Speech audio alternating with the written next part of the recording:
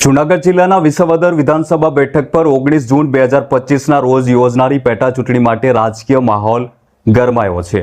Bharatiya Janata party, Congress અને આમ આદમી party વચ્ચે ત્રિપાંખીયો જંગ જામશે, જે ગુજરાતના રાજકારણમાં નવો ઇતિહાસ રચી શકે છે।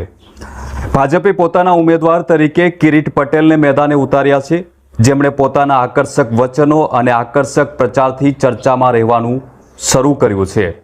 ખાસ કરીને તેમનું 800 દિવસમાં વિસાવદરના રસ્તા પેરિસ જેવા બનાવી દઈશનું વચન અને જયેશ રાદડિયાની પ્રશંસા સોશિયલ મીડિયા પર ખૂબ જ વાયરલ થઈ રહી છે।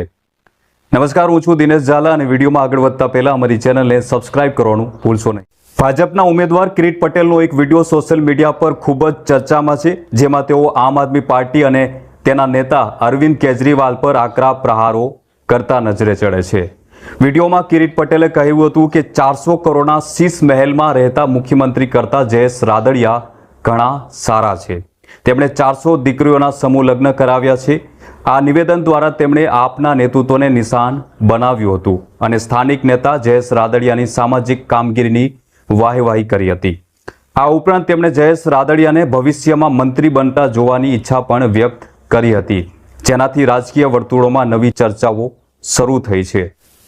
કોંગ્રેસે નીતિન રાણપણિયાને ઉમેદવાર બનાવ્યા છે, જેઓ ભેસાણ તાલુકા કોંગ્રેસ પ્રમુખ છે અને ખેડૂતોના મુદ્દાઓ ઉઠાવી રહ્યા છે।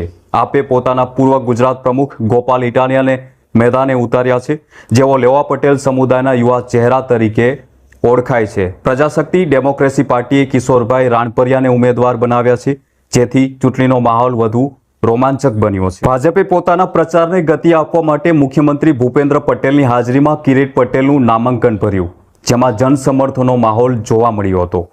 આપના રાષ્ટ્રીય કન્વીનર અરવિંદ કેજરીવાલ અને પંજાબના મુખ્યમંત્રી ભગવત માને ગોપાલ ઇટાલિયા માટે રોડ શો યોજ્યો, જેમાં કેજરીવાલે ભાજપ પર આક્ષેપો કર્યા હતા।